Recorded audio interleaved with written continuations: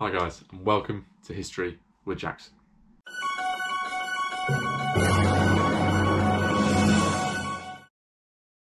So today I'm going to be bringing something a little bit different to you.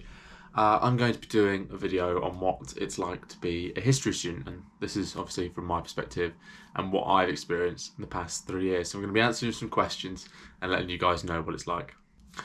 So first question is, how many lectures do I have? I have 3 lectures a week. Usually it's 4 lectures a week, but my dissertation has taken one of those slots this semester.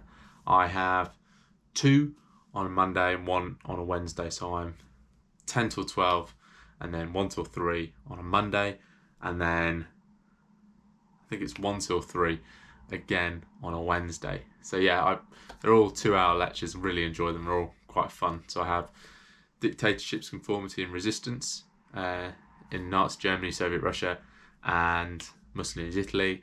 I have globalisation and its malcontents and a global history of the Cold War.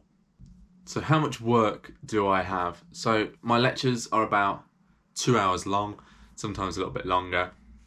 To prepare for those lectures, I have 2 hours worth of pre-recorded lecture content to watch. So my lectures are more seminars now due to the move to online.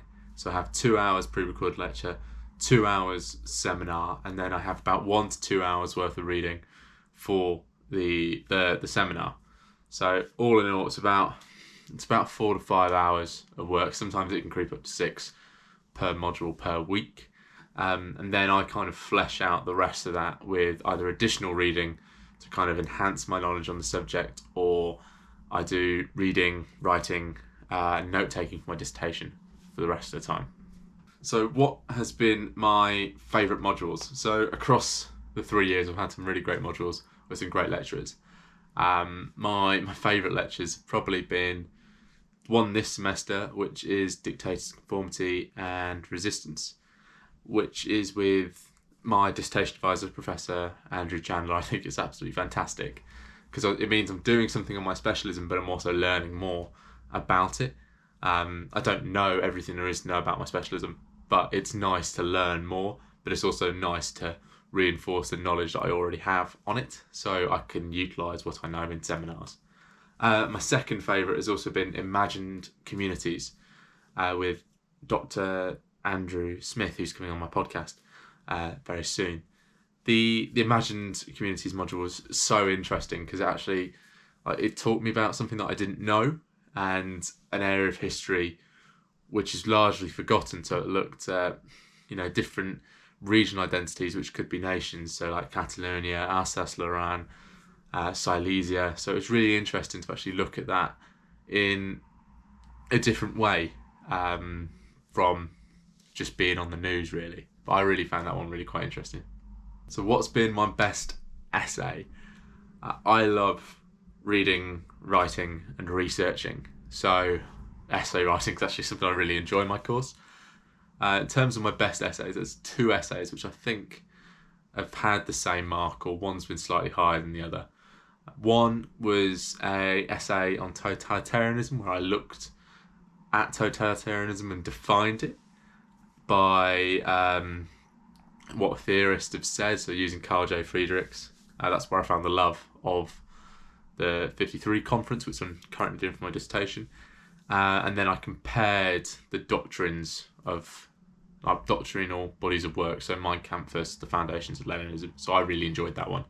I did really well on that one. I got first, so I was really happy with that. And another one of my essay, which I think I might have done slightly better in this essay, which was an international law essay, which was looking at, does international law satisfactorily protect human rights? And I looked at that through the perspective of sport and football. So I looked at human trafficking in and through football. I looked at human rights abuses in Qatar and Russia, and then foreign ownership of football clubs by nations with poor human rights abuses. So I really enjoyed looking at that because it was something completely different to what I was looking at normally. So I was looking at dictators, I was looking at English dynastic history, and it actually allowed me to look at something which I'm passionate about outside of my normal historical interest and political interest as well. So what has helped me through, or the best through my uni years? So firstly, copious amounts of books.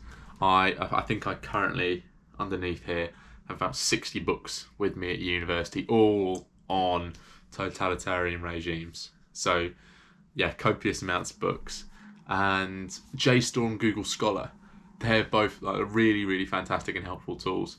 So Google Scholar, you can find anything that you need on any subject. You can look at who cited it and what it's been cited in. But then if you found an article, you can go straight onto JSTOR and access that article and read it, and you can have the same on JSTOR as well. So you can, I find it really helpful that I can just literally type in anything that I want to look at, anything that I want to read, and it will be there. So I think some of the most bizarre things I've looked at is heights of English kings, and I found probably a 50-year-old article on the heights of English kings on JSTOR, which I was able to use in an essay. So yeah, it's really, really helpful, and there's so much stuff on there.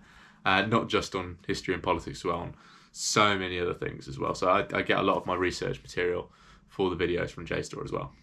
So do I enjoy online learning? Well, it's a both yes and no answer. Yes, because I'm getting more work, I'm getting to learn more. So I have the 2-hour pre-record lecture, 2-hour seminar, and the reading, whilst previously it was the reading and then a 1-hour lecture followed directly by a 1-hour seminar. So yes, I enjoy it because I get more work. I also get to sit in whatever I want with a really fat pot of tea right next to me, sometimes some cake. So yeah, I enjoy that side of it. So if I'm really tired in the morning, I can sit there with pot of tea, dressing gown, camera off, and do my lecture, do my seminar with my documents on my screen next to me. But then, no, I'm not really enjoying it in some respects because I'm missing that social side with my course. Initially, my course wasn't very sociable. 3 years on, we all know each other. It's actually quite sad that we can't talk after lecture, can't socialise, can't go and get coffee together. And we kind of missing, whilst one of the lecturers doing really well to replicate group work, we can't actually do that much group work. I'm missing the group work element of lectures, really being there and turning around, chatting to a few people, doing the job, and then just chatting and catching up with them. So yeah, I'm kind of missing the social element of being in the classroom with everyone. And what do I do in my spare time? So pre-COVID, I played rugby for the uni team. So that was every Wednesday. I would either play at home, travel to London or whatever to play rugby games for the uni. And I think I had training Monday and Tuesday evening.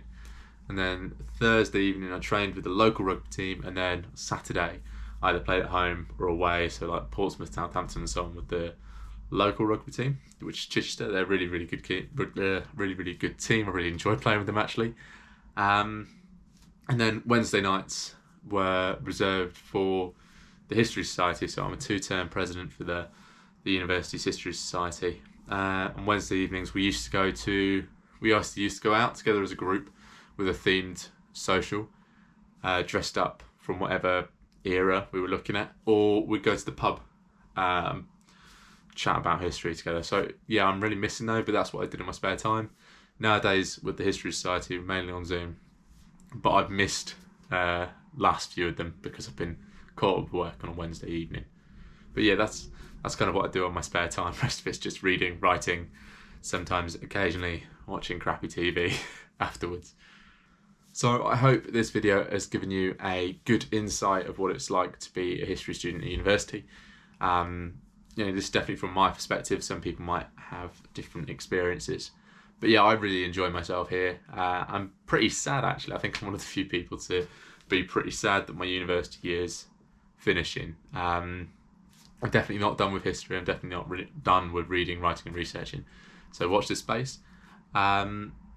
Next week, I've hopefully got a good video lined up for you. I hope you guys enjoy it. And I look forward to seeing you all soon. If you want to, in the meantime, catch up with everything History of Chichester related, please head to www.historyofjackson.co.uk. Everything is on Facebook and Instagram. Instagram profile is at History of Jackson, and you can catch up with us on Twitter at HistoryWJackson, and we're also on Spotify and Apple Podcasts now, so you can catch up with us there. We've got an exciting set of podcasts lined up. I won't reveal anything yet, but keep your ears tuned, and we will see you later. Bye.